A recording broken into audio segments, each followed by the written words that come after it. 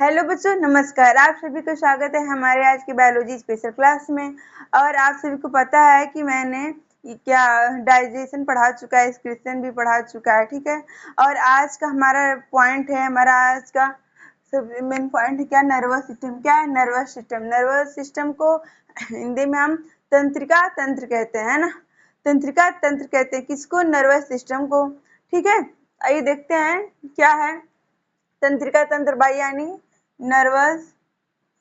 क्या है हमारा नर्वस सिस्टम? क्या है ये देखते हैं। तो बॉडी का वह अंग जो सोचने समझने की क्या करता है, सूचनाओं का आदान प्रदान करता है, ठीक है। क्या है हमारे शरीर का वह अंग।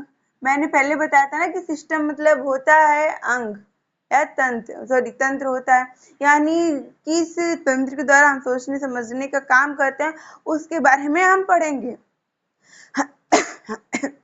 मैं पहले बताई हूँ कि जैसे डाइजेस्टिव सिस्टम में क्या था, सिस्टम में ये था कि नाल यानी तंत्र, किस किस तंत्र के द्वारा हम जानेंगे। सेम प्रोसेस इसमें भी है, सिस्टम यानी तंत्र होता है। तो इसमें भी हम ये जाने कि सोचने समझने का कार्य किसके किसके द्वारा होता है, ठीक है। तो आइए देखते हैं।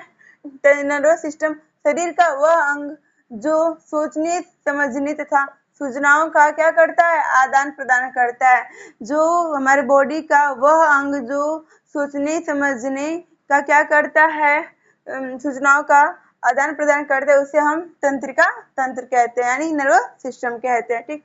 अच्छा देखो, तंत्रिका तंत्र का मुख्य भाग क्या है। एग्जाम में पूछा जाता है ये बच्चों, एग्जाम में अधिकतर ये क्वेश्चन आता है कि तंत्रिका तंत्र का जो है मुख्य भाग कौन सा है। तंत्रिका तंत्र का यानी इसमें हम ब्रेन के बारे में पढ़ेंगे। किसके?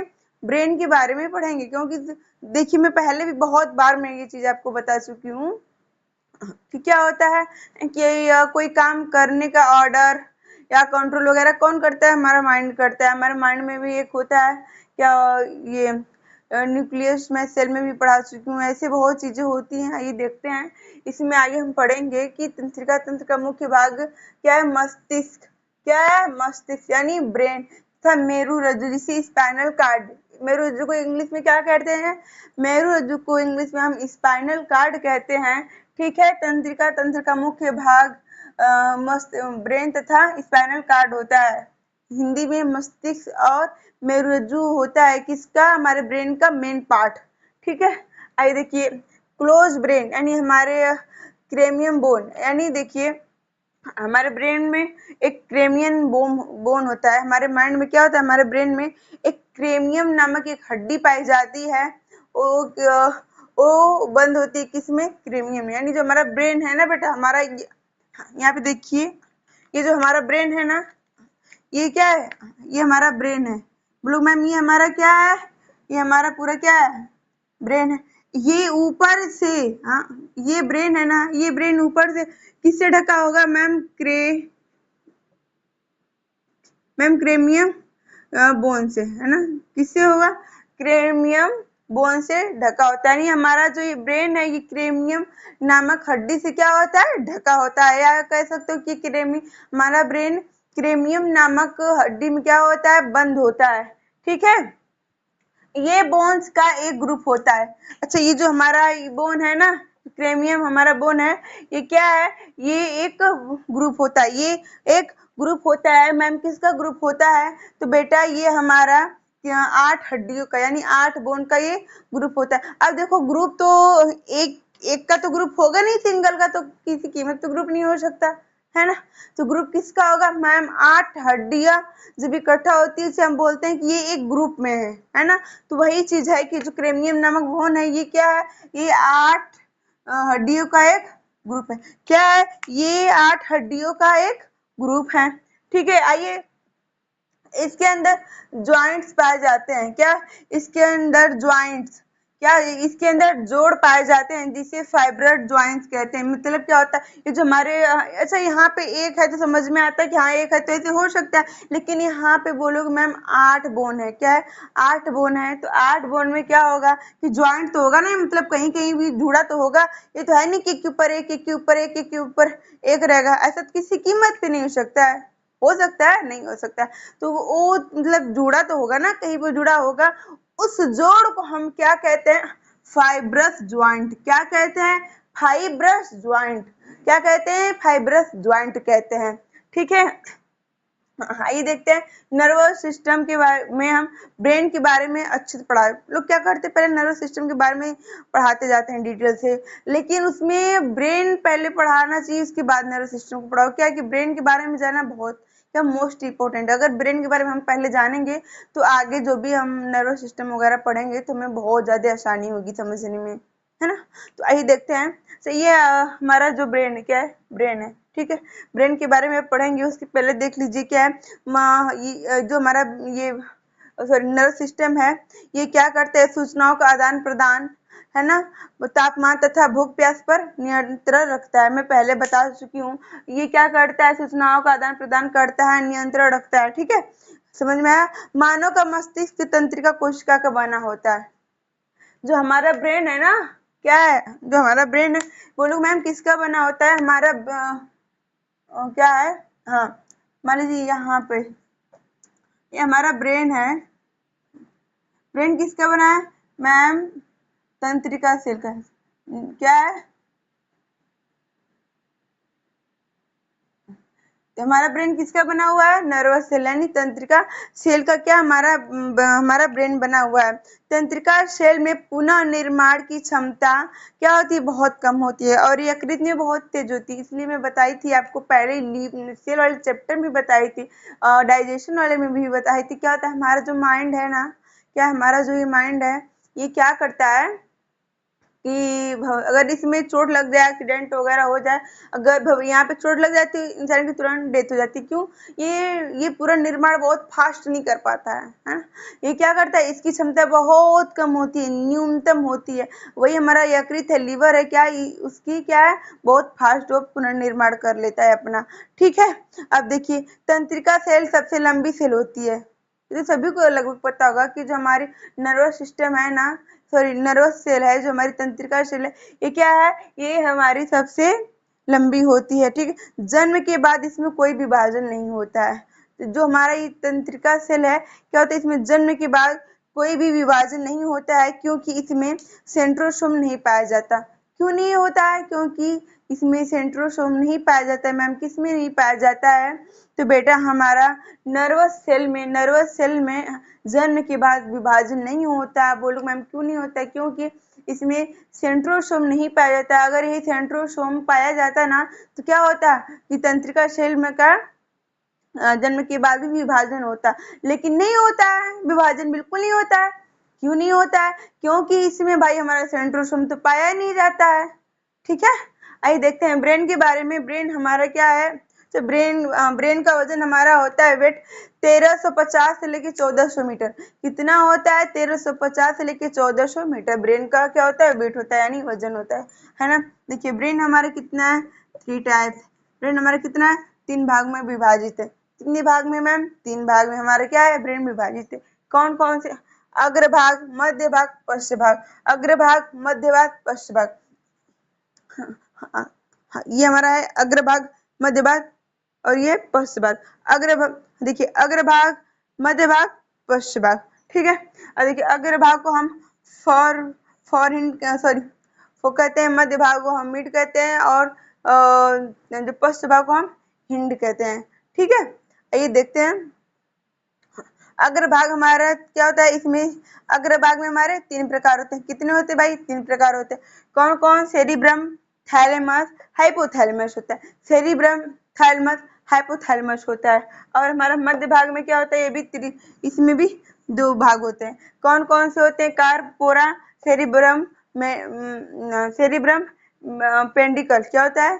कार्पोरा और सेरिब्रम पेंडिकल होता है। पश्च भाग में भी हमारा कितना मैम? 2 भाग पाए जाते हैं। कौन कौन? Cerebellum, medulla oblongata. क्या है? सेरिबेलम, मेड्यूला ऑब्लिगेटा होता है। ठीक है, तो आइए देखते हैं। पहले हम लोग क्या करेंगे? नंबर वाइज देखेंगे चीजें, 1 2 3, है ना। हम लोग क्या करेंगे? चीजों को नंबर वाइज देखेंगे। तो पहला हमारा है अग्रभाग। क्या है? अग्रभाग, इसे हम फॉरहेड भी कहते हैं। ठीक है, क्या कहते हैं? अग्रभाग, ठीक है। देखिए अग्रभाग में हमारा क्या है, मैं बोली हूँ अग्रभाग हमारा 3 प्रकार का होता है। कौन कौन सा, सेरिब्रम, थैलेमस, हाइपोथैलेमस होता है। तो पहला पॉइंट है हमारा सेरिब्रम, ठीक है। अच्छा देख लीजिए हमारे ब्रेन का, है ना, हमारे पूरे ब्रेन का सबसे बड़ा भाग कौन सा होता है मैम? हमारे ब्रेन का सबसे बड़ा भाग होता है अग्रभाग। क्या होता है? अग्रभाग होता है। हमारे ब्रेन का सबसे बड़ा पार्ट क्या है? फॉर पार्ट है, क्या है? अग्रभाग है ना। आइए देखते हैं सेरिब्रम। सेरिब्रम किसे कहते हैं, है ना। ये देखते हैं, मैं यहाँ पे देखिए, मैं यहाँ पे क्या संरचना भी बताई हूँ, है ना। अब मैंने डायग्राम भी बनाया। ये हमारा क्या, ये हमारा हेड है, क्या है हमारा, ये हेड है। हेड में ये जो सबसे बड़ा वाला पार्ट है ना बेटा, जो सबसे बड़ा वाला पार्ट है, ये क्या है? ये हमारा अग्र मस्तिष्क है। क्या है? अग्र मस्तिष्क। ये पूरा क्या है? अग्र मस्तिष्क है। ये बीच वाला भाग क्या है? ये मध्य मस्तिष्क है। क्या है? मध्य मस्तिष्क है।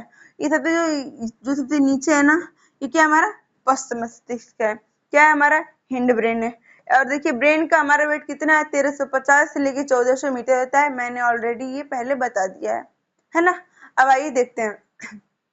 अच्छा लोग कहते हैं, बता दूं, लोग कहते हैं गाँव में अक्सर सभी लोग सुनते होंगे कि अरे इसके पास तो दिमाग ही नहीं है ना।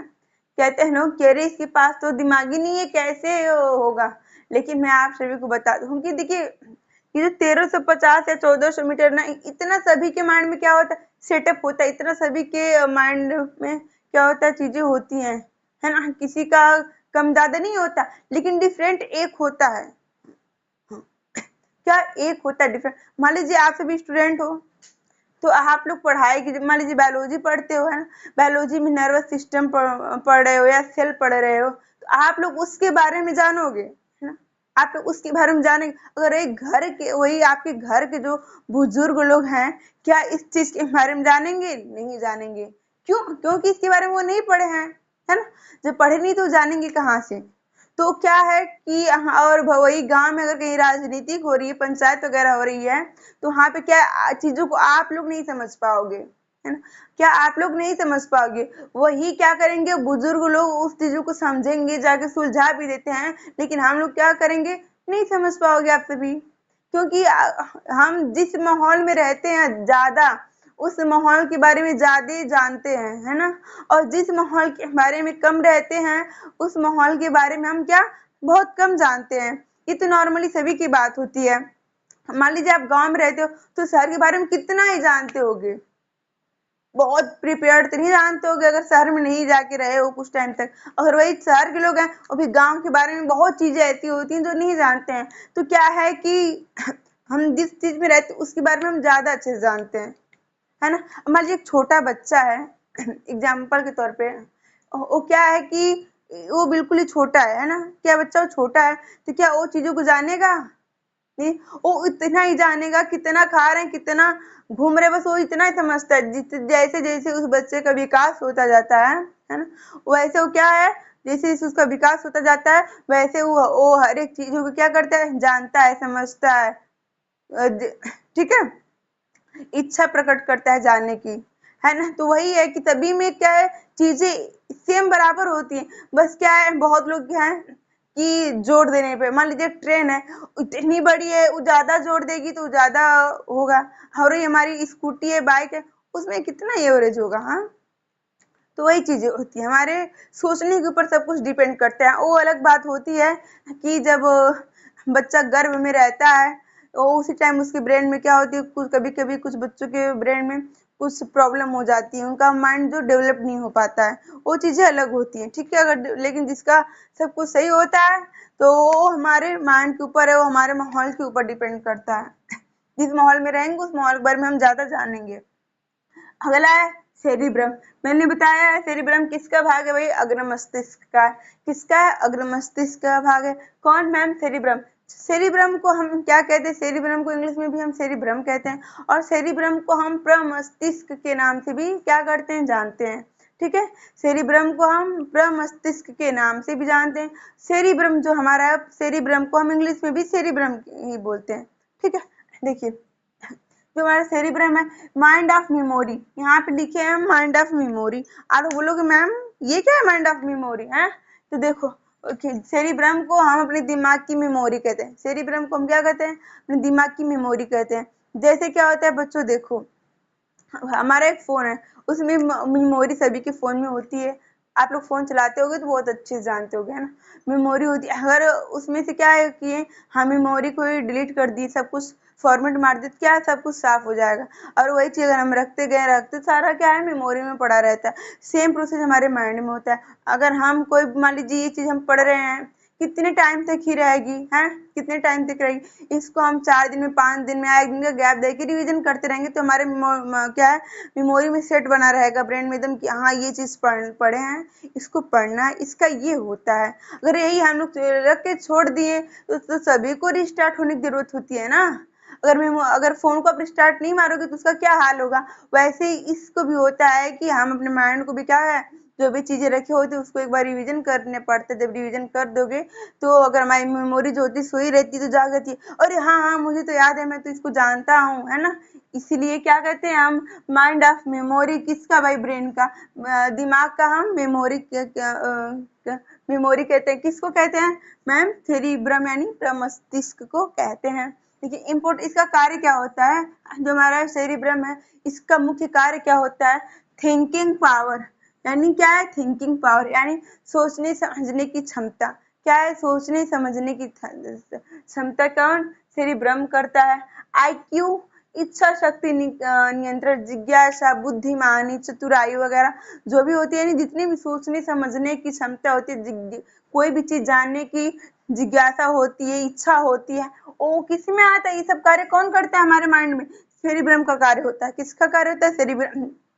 इसका क्या, इसका क्या, अब जो देखिए छोटे बच्चों को आप लोग अधिकतर देखते होंगे क्या करते हैं, उनमें ये जिज्ञासा होती है ना, अरे ये क्या है, इसको थोड़ा देखे तो ये क्या है ना। उनमें, छोटे बच्चों में ये चीज बहुत अधिक पाई जाती है कि जानने की, सोचने की, समझने की क्षमता बहुत तेज होती है। देखो तो कुछ ना कुछ जानने के लिए इधर उधर घूमते रहेंगे, शांत तो बैठ नहीं सकते हैं। क्यों? उनके अंदर जानने की इच्छा होती है, जिज्ञासा बहुत अधिक होती है। ठीक है। हाँ, आई देखिए, और जिन, और क्या होता है, आईक्यू लेवल। आईक्यू लेवल बहुत फास्ट होता है, कुछ लोगों में बहुत स्लो होता है। ये सब कार्य किसका होता है बेटा? ये सब कार्य हमारा जो है, ये सारी चीजें हमारे सेरिब्रम में आती हैं। ठीक है। अगला है थैलेमस। क्या है? थैलेमस। क्या है? थैलेमस। थैलेमस को इंग्लिश में भी हम थैलेमस ही कहते हैं। क्या कहते हैं? थैलेमस कहते हैं। इसमें पीनियल ग्लैंड भी पाई जाती है ना। जो थैलेमस है ना, ये भी हमारा अग्र मस्तिष्क का भाग है। इसमें क्या होता है, पेनियल एक ग्लैंड पाई जाती है। आगे मैं आप सभी को ग्लैंड के बारे में पढ़ाऊंगी। देखिए इसमें क्या है, पेनियल ग्लैंड पाई जाती है। यह बाहरी वातावरण का एहसास कराता है। बोलो मैम, बाहरी वातावरण ये क्या है? देखिए, ठंडी, गर्मी, धूप, दर्द इत्यादि चीजों का क्या है कि कौन एहसास कराता है मैम? थैलेमस कराता है। कैसे? अच्छा, ठंडी बाहर है तो कैसे हमारा माइंड बताएगा ना कि अरे मत जाओ बाहर, बाहर बहुत ठंडी है। हमारा माइंड ये तुरंत ऑर्डर देता है ना कि बाहर मत जाओ, ठंडी बहुत ज्यादा है ना, बीमार पड़ जाओगे। मान लीजिए अगर हम पानी कभी कभी क्या होता है ज्यादा पी लेते हैं तो क्या करता है, पसीने के रास्ते बाहर निकाल देता है ना। यूरिन के रास्ते बाहर निकाल देता है। कौन? हमारा थैलेमस। ये क्या है, ये बाहरी वातावरण का एहसास कराता है। मान लीजिए कि हमारे कोई भी बाहरी चीजें हमारे ऊपर अटैक होने वाली है, धूप, ठंडी, तापमान वगैरह सब कुछ का एहसास कौन कराता है मैम? हमारा थैलेमस कराता है। कौन कराता है बेटा? थैलेमस कराता है। थैलेमस में, इसमें पीनियल ग्लैंड भी पाई जाती है। ठीक है। अब अगला हमारा है हाइपोथैलेमस। क्या है हमारा? हाइपोथैलेमस। ठीक है। हाइपोथैलेमस को भी देखिए क्या है, हाइपोथैलेमस को हम इंग्लिश में भी हाइपोथैलेमस कहते हैं, इमोशनल सेंटर भी कहते हैं ना। हाइपोथैलेमस को हम इमोशनल सेंटर भी कहते हैं। हाइपोथैलेमस को हम इमोशनल सेंटर भी कहते हैं।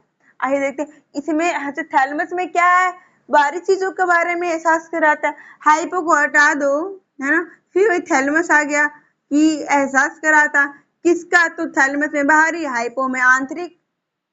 उल्टा समझ, बस एक याद कर लो, उल्टा उसका कर दो बेटा, हो जाएगा। नॉर्मल सी बात है, बहुत कोई डिफिकल्टी चीज नहीं है ना। तो जो थैलेमस में बाहरी चीजों का एहसास कराता है, जबकि हाइपोथैलेमस में इमोशनल सेंटर भी कहते हैं, ये आंतरिक चीजों का एहसास कराता है ना। क्या क्या कराता है मैम?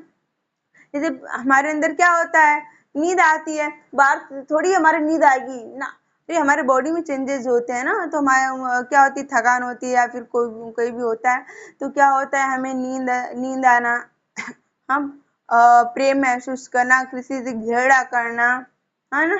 यहाँ पे देखिए भूख, प्यास, गुस्सा, आंतरिक तापमान वगैरह सब किस में आते हैं बेटा, ये सभी हमारे हाइपोथैलेमस में आते हैं। किस में आते हैं, हाइपोथैलेमस में आते हैं।